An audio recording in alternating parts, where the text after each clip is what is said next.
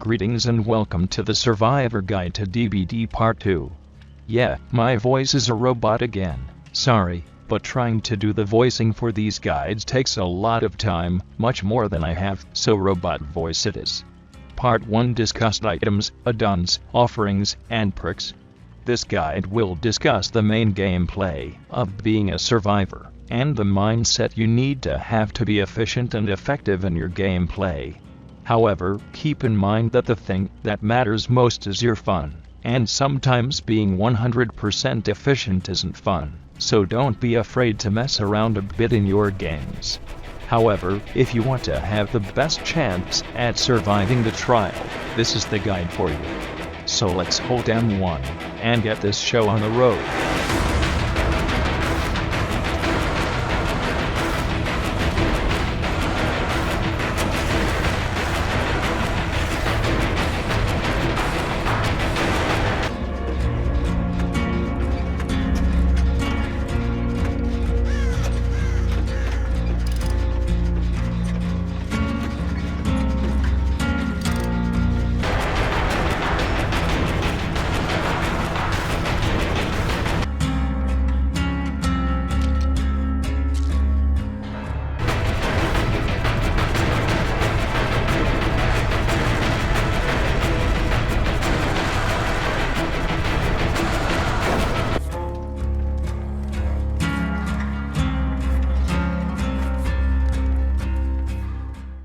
The first thing to break down is the three modes of Survivor gameplay. There is objective completion, helping teammates, and distraction. If you aren't doing one of these three things at all times, you are not contributing to moving the game forward. But as said before, have fun, and sometimes having fun means being a little inefficient. So with those groups, let's break each of them down.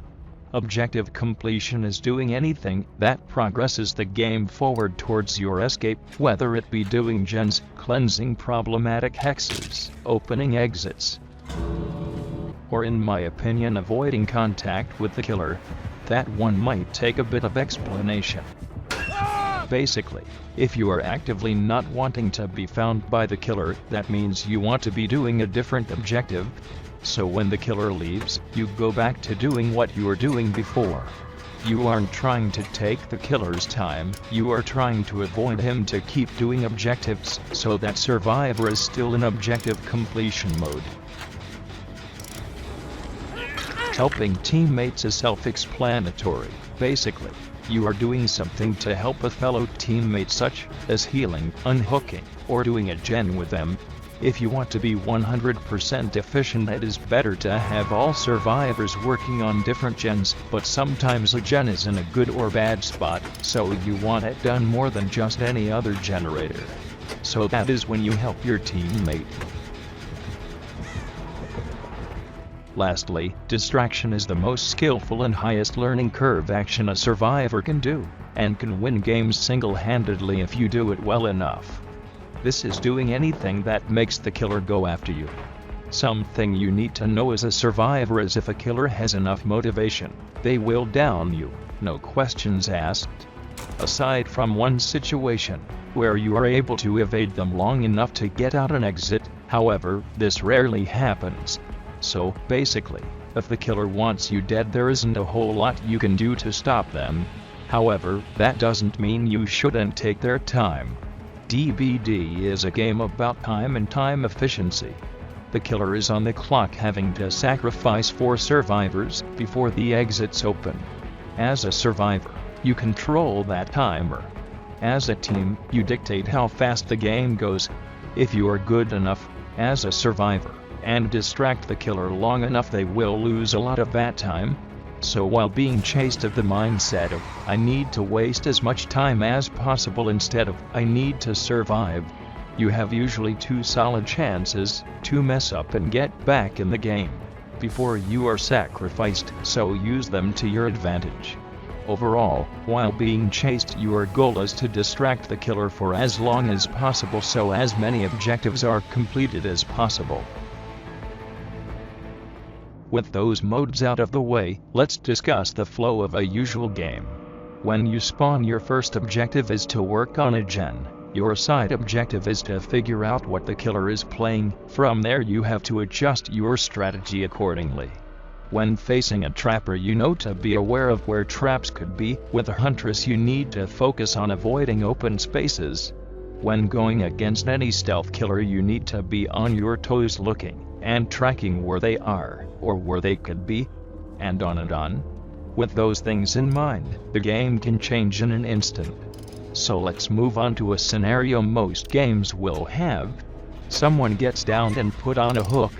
The first things to think about are how close are you to the hook, where the other survivors are in comparison to the hook, and where is the killer heading to next. This is why the perk Kindred is so good. It tells you all of that info with no guesswork. You know exactly where everyone is, and where the killer is roughly heading to. With the added bonus of showing who the killer is if you can recognize their look from their aura. From there you need to decide to go for the save, or keep working on objectives. Another good thing to learn from Kindred is if a survivor aura starts running in circles, they could be getting chased. Or if an aura gets injured, now you know where the killer is, and what they are doing. Now there will be a situation where the killer is camping the person on the hook. Especially if they are a Leatherface, what should you do? The answer is just do objectives. It definitely does suck to have a teammate die like that, but the killer is basically throwing the game to get one survivor out, so while it happens there isn't a whole lot you can or should do. The next situation is the killer comes for you. The very first thing and something you should always do is keep an eye on the killer and know where they are going and what they are doing. The biggest mistake you can do is keep your camera pointed forward with no regard for what the killer is doing.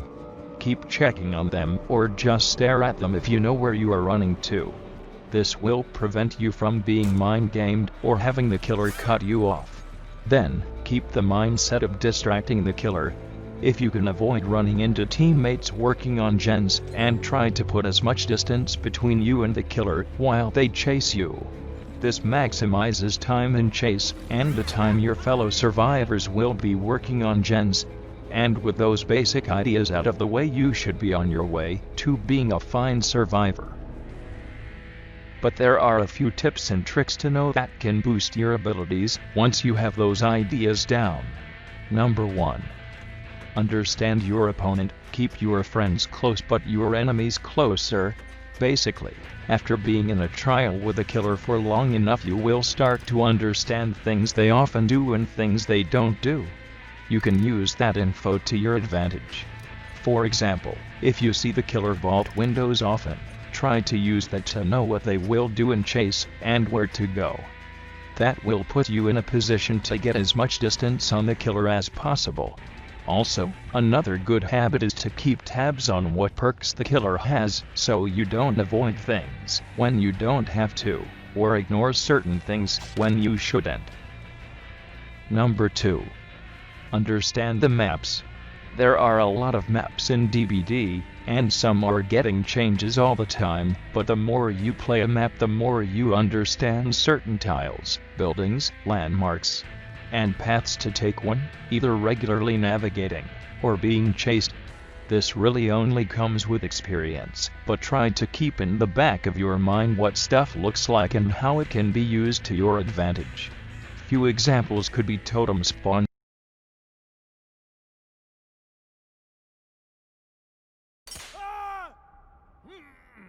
window locations, or tile setups. Number 3. Avoid wasting time. Again, fun is most important, but if you are trying to win, try to always have something in mind of what to do. Don't just run around with no idea of what you should be doing. Remember the 3 modes of gameplay, and pick something. Number 4. Avoid bad habits. Some habits survivors get into are detrimental the higher in the ranks you climb. I'll list a few here that you should avoid, but keep in mind this definitely isn't all of them. Don't use urban evasion when you don't need to. Running is surprisingly quick. This also applies to walking when you should be running. If you know you're going to be hit, don't throw a pallet down. It interrupts the killer's blade wipe animation, usually making them catch up quicker. You lose a bit of the speed burst from getting hit. You waste the pallet that could be used in another chase. And if you are really unlucky and the killer has Spirit Fury and Enduring, it basically guarantees an easy down. Spirit Fury breaks a pallet after it stuns a killer, and Enduring reduces the pallet's stun, making the recovery from the hit almost nothing. Don't self-care when you don't need to. Self-care turns a 16-second heal with another survivor, or using a medkit, into a 32-second heal. With Sloppy Butcher, it turns a 20-second heal into a 40-second heal. That is half a generator of progress. Also, don't self-care in the corner of the map, and unless it's a last resort, try not to hide there either. The corner of almost all maps is purposefully barren of stuff to use to distract the killer, so if you get found there, it can be very detrimental. But if the killer doesn't check there at all, well hey, I won't tell if you won't. Last bad habit, at least for this guide: not greeting any survivors you see at the start of the match with a butt dance. If you don't, I will be very disappointed. Don't disappoint me. Number 5. Have fun.